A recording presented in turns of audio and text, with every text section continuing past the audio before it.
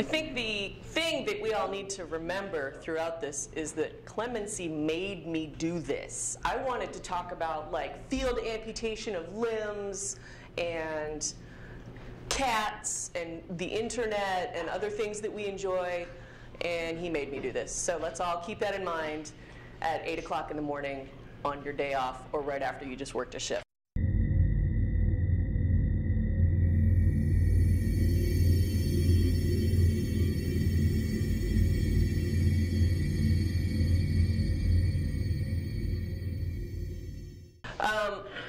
This is a lecture I had to sit through.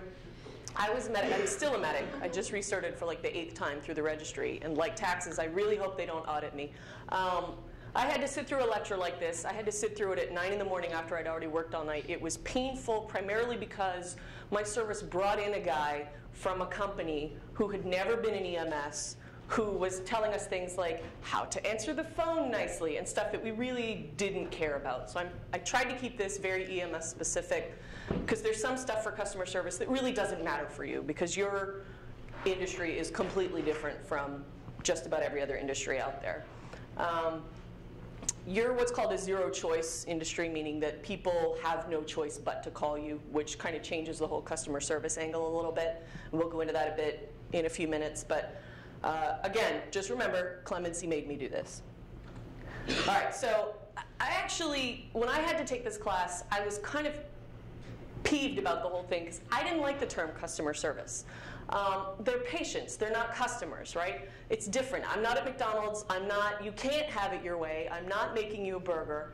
And again, this is a zero-choice industry. They have to call me, they don't have a choice. And by the way, they're still patients, they're still not customers.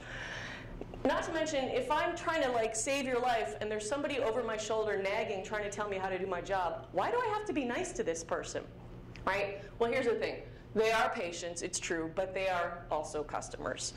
The fact that they have no choice but to call you might be a good reason to be nice to them. Even though it doesn't seem like an emergency to you, a lot of people call 911 for stuff. Kid with a fever is a really good example. Maybe they didn't have an option. Maybe they don't have money for a cab. Maybe they don't have a car. So to them, maybe it really is an emergency, even if logic dictates that it's not. And they're having a really bad day. Why not be nice to them? And the annoying family member, which we'll go into detail a little bit more in a second, maybe they're annoying because they're worried about the person that they called for. So there's some unfortunate truths in EMS and in customer service in general, one of which is that if someone has a good experience with you, they might tell one person. If someone has a bad experience with you, they're going to put it on Facebook and tell everybody that they know. More unfortunate truths is that these people have no clue what your job is. That's why they call you ambulance drivers. They don't know the difference between an EMT and a paramedic and an AEMT and a CC and a nurse and an ambulance driver. They literally have no idea what you do. I was trained by a guy named Randy Ball in South Carolina, of all places, where I'm not from, just to clarify, who told me once that you can be the worst medic in the county. You can be terrible, not know the difference between epi and atropine, but if you're nice, people are not going to care and they're not going to complain about you, barring killing anyone, obviously. But if you're nasty, you can be jam up, amazing medic of the year. If you're mean to them, you're going to hear about it. I worked with another guy named Todd Immisberger. This is Todd. Todd's biggest crime was that he was a Long Island medic working in South Carolina. Perception is really important. Todd is a great guy. He's a great medic. He's super nice. He's funny. He's from Long Island. He's a little brash. The difference between excuse me and let me get in there was huge in this guy, especially in South Carolina. We ran a call at a Walmart Vision Center in the back room for a seizure. The back room is about the size of this desk, and the patient's lying on the floor with like 8 women around him who worked there. So it's hard to run a call when everybody's jammed into the space you need to get into. So Todd, being Todd, let me get in there, let me get in there, let me get in there. Got everybody out of the room, got in there, did his job. We transport the patient.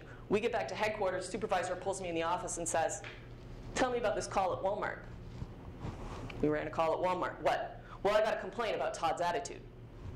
Todd's attitude is fine. Todd's attitude was fine to me because I'm from Ontario. I'm used to people from Long Island. Let me get in there seems appropriate. When there's 8 people crammed into a room I need to get into.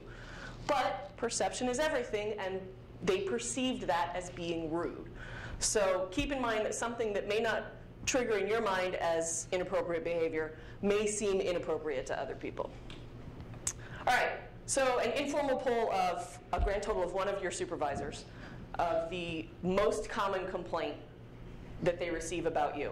Is it A, hospital complains about your patient care? B, the patient complaining about your attitude? C, the family complaining about your attitude? Or D, a member of the public complaining that they had to pull their car over for your ambulance? You got it, it's C, family complaining about your attitude. Some of these other complaints, actually a lot of complaints. There's a lot of complaints you're never going to hear because they get shut down at the supervisor level. D is a really good example. I had to pull my car over for your ambulance. Yes, well, that's how ambulances work. Thank you for calling. I'm sorry you were inconvenienced. Click. There's a lot of complaints that get filtered that you're never going to hear. All right, so let's talk about some of these specific difficult patients or people that we see a lot of. We see a lot of the angry ER nurse or resident, the non-expert medical expert, drunks, the well-intentioned but often wrong firefighter. So specific complaints, well, she always goes to ECMC. Why do we have to go to Buffalo General today? And what this comes back to is people don't understand your job. They also don't understand things like trauma triage guidelines, STEMIs, and what a stroke center is. So with people like this, who are getting bent out of shape because you want to take their mom to a hospital they don't normally go to, instead of just saying something like, well, that's where she needs to go, you can explain, well, they have the medical specialists that she needs for her condition, and if we take her there now, she won't have to get transferred later, and it saves her time. I actually had a really good medical direction call from a basic EMT from whatever that place on Delaware is that you guys go to constantly that's full of old people. It's in the 1000 block. 1014. He calls me, he says, I have a nurse here telling me that this lady needs to go to ECMC because that's where she always goes, but she's also giving me an EKG that says star, star, star, acute MI, star, star, star on the top. And she's really mad at me and she really wants me to take this lady to ECMC and I really think I should take her to Buffalo General or something to that effect. I'm like, no, well, she needs to go to Buffalo General. You've made a really good decision. But she's really mad at me. Just let me talk to her. Passing the buck is also an option. I thought that was a really good call. You know, he's already tried to explain to her why this patient needs to go to Buffalo General. She's just not hearing it. He passed the buck. Lady went to Buffalo General. Again, a case of someone who doesn't understand your job, doesn't know what a STEMI is, doesn't understand why this patient has to go where they're going. So instead of just saying, that's how it is, little explanation, little buck passing, little throwing your medical director under the bus, perfect. More specific complaints. This is a favorite of mine. I work at Nursing Home X, and your crew was just really rude to me. The people at the nursing home, they're not calling you to make you mad. They're not calling you because they know that you just got lunch. They're calling you because they have to call you. They're calling you because their policy says if someone has a fever of 102, you call them an ambulance. If someone has altered mental status, you call them an ambulance. They're calling you because they have a medical director too, and their medical director told them to call you. They don't want to call you for someone with a hangnail, but they have to do what they're told. So 9 times out of 10-ish, they're calling you because they don't have a choice. They're not doing it on purpose. They're not trying to be rude. It is what it is. And again, some doctor who's not even there, who hasn't even seen the patient, probably made them do it. The picture, total coincidence. I'm sure that's never happened to anyone. I just want to take a moment. Let's talk about a psychiatry word, transference. The redirection of feelings and desires towards a new object. The example of this in the psych textbooks is a guy has a really bad day at work. His boss yells at him, so he goes home and he kicks his dog. That's transference. That's us when we've just gotten our lunch, or we've had to pee for 4 hours, and we keep getting back-to-back calls, and we get yet another call, and it's complete garbage in our minds. so we're nasty to those people. That's transference. I just ran a 12-hour shift with 14 calls. I'm down 12 pieces of paperwork, and the crew that's getting the truck after me is trying to hurry me and get me, and so I'm nasty to them. That's transference. A lot of times the people that we're nasty to don't deserve us to be nasty to them. It's because we've had a bad day or bad experiences or bad stuff has happened to us already. So try not to kick the dog. If the dog bites you, that's one thing, but just try not to kick the dog.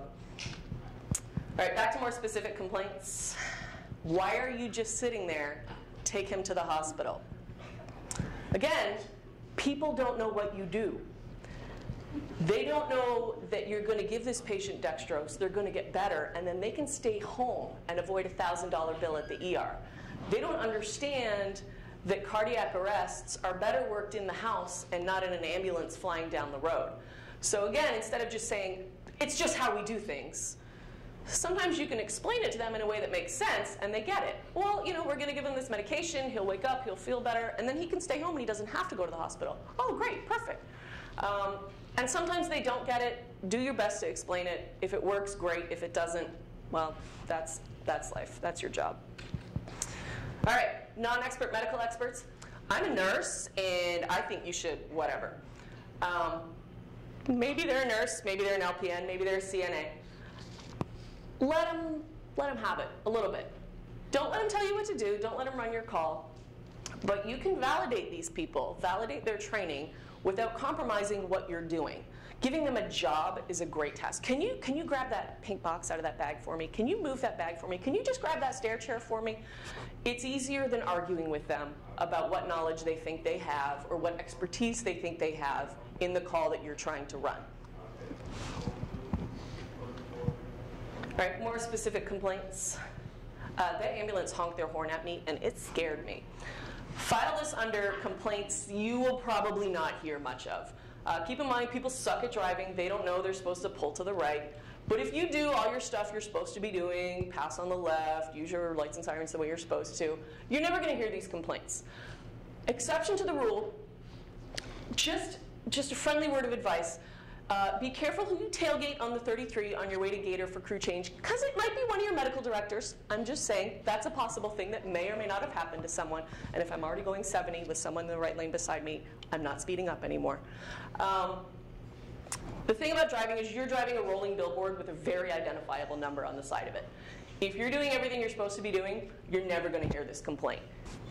If you're doing something you're not supposed to be doing, like driving like a bully or parking in a wheelchair space while you're not on a call or something like that, it's really easy for people to track you down and complain about you. So just don't give them the easy opportunity to do it, and stop tailgating me seriously.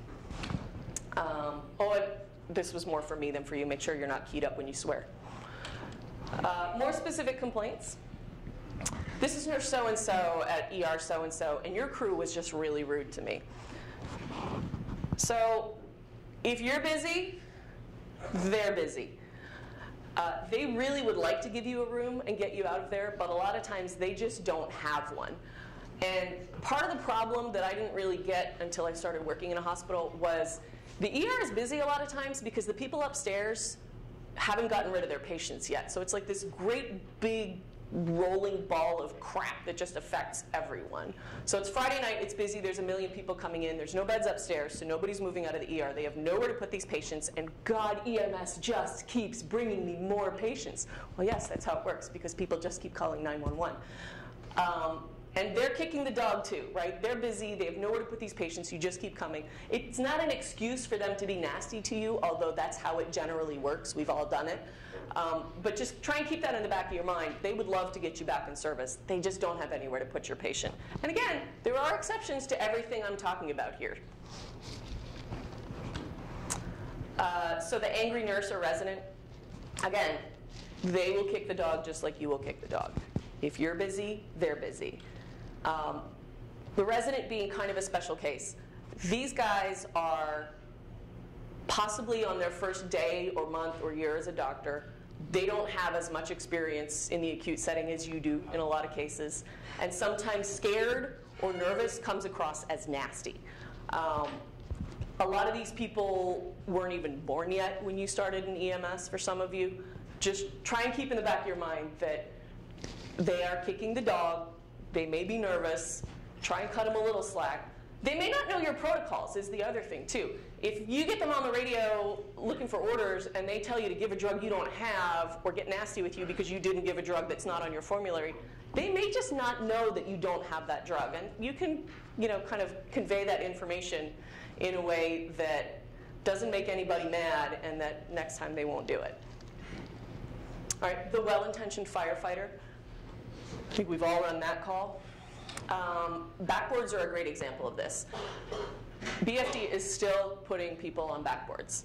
They are not going to be as quick to catch up with the protocol changes as you are because EMS is not their job. Fighting fires is their job. They just happen to do EMS as well, and they're not as good at it as you are. So they're going to keep putting people on backboards for a while yet. So you can use moments like that as teaching moments versus moments to get into a fight with them. If they put someone on a backboard and it's convenient to do so, you can explain, oh, we're not doing that to everyone anymore. We can just go ahead and take him off the backboard. Sometimes it's not convenient. Sometimes it's easier to just throw him on the stretcher and go to the hospital because it's not even worth the argument. But sometimes you can kind of explain how things have changed. I had a call where I showed up and they were bagging the patient with the mask, the pointy end that fits perfectly over the nose, the anatomically pointy end of the mask, facing down. So I just sort of reached out, turned it the right way around, and the firefighter gave me a nasty look and turned it upside down and just kept bagging like dumbass. That's cool, bro. It's cool. We can do it your way. That's fine. And then we'll get in the ambulance and we'll do it the right way. But, teaching moment failed in that case. But try and use opportunities like that to kind of show them the right way to do it instead of just, grumbling and being nasty about it. All right, drunk. I think this might have been last Saturday in CPEP. How do you reason with a drunk?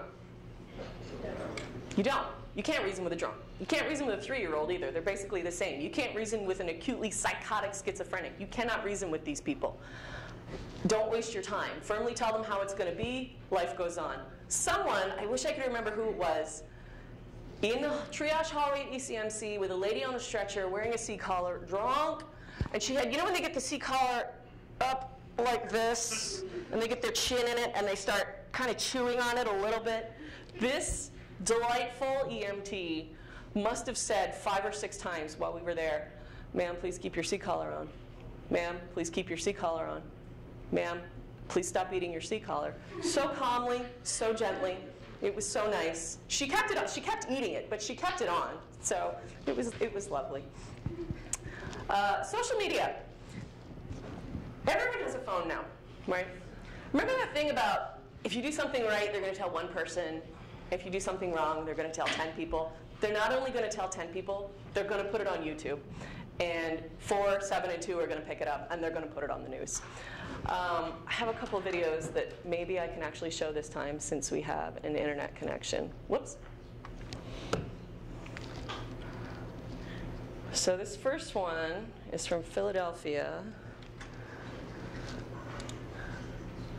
And that last point of, would you do what you're doing if you knew it could end up on the news? Same thing. Would you do what you were doing? Scrolling through his phone while transporting a patient to the hospital. Ebony Clark shot the video while her son was being taken to the ER for a cut on his head that needed stitches. And you can see the ambulance driver is looking at his phone as he's driving to the emergency room. The Philadelphia Fire Department commissioner said the department has a no cell phone policy while driving. It is illegal in Pennsylvania to use your cell phone while driving to send or receive text, emails, or messages of any kind. So that's one of those kind of, she felt like it was an emergency. Yeah, he needed stitches on his head. He probably could have taken a cab. She could have driven him. They could have walked. But maybe she didn't have a way to get there, so she calls an ambulance. So this guy is like scrolling through Facebook, doing all kinds of stuff on his phone. That one is pretty inexcusable. So would you do what you were doing if you knew it could end up on the news? That guy probably wouldn't have done that if he knew that kid's mom was going to be filming him. For your own mental health, don't Google like EMS, YouTube bad stuff or something like that, because there's a lot of examples like that. And I had a hard time finding a whole lot of examples of EMS doing good stuff that got picked up by social media. Except for this one. This guy is someone I worked with, Donnie Whiteley. He's a paramedic in Columbia, South Carolina. This is one of the most amazing videos ever.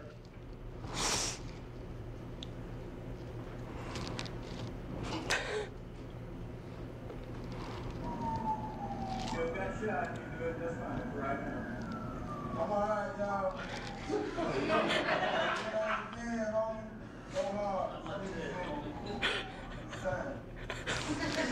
So, he's all right, yo. Go hard. So in that particular example, the patient had his own cell phone out. Donnie could have very easily been like, sir, you have to put the phone away. Sir, our policy says no phones. Instead, he just said, chill's all right, and kept doing his job. No complaint was made, no disciplinary actions were filed, everything was fine. So just, different ways of handling things. Donnie Whiteley is a delight. Dr. Was Chill fully immobilized for GSW to the body? Oh, Chill was fully immobilized. That's correct, yes. They also transport every single cardiac arrest and don't terminate efforts ever, even if they're missing parts. That's right. Progressive EMS. But Chill was all right.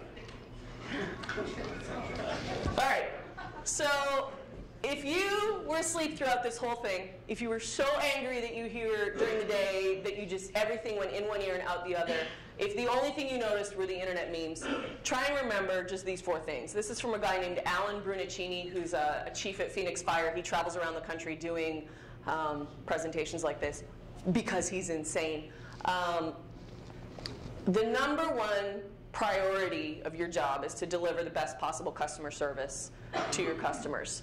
And customer service for you is your patient care, but it's also how you interact with people. If you're nice and treat everyone with respect and kindness, be patient, be considerate, that is exceptional customer service. Consider what you're doing, how you look, the way you're behaving, and how it looks to people around you. Remember, perception is everything. And treat people the way you would want to be treated. And I think that 4th one is, if that's the only thing you remember, that and are you okay with what you're doing ending up on the news? If that's all you remember, that's probably okay. Just treat people the way you want to be treated. And don't kick the dog. Questions, snide remarks, comments? Nothing, all right.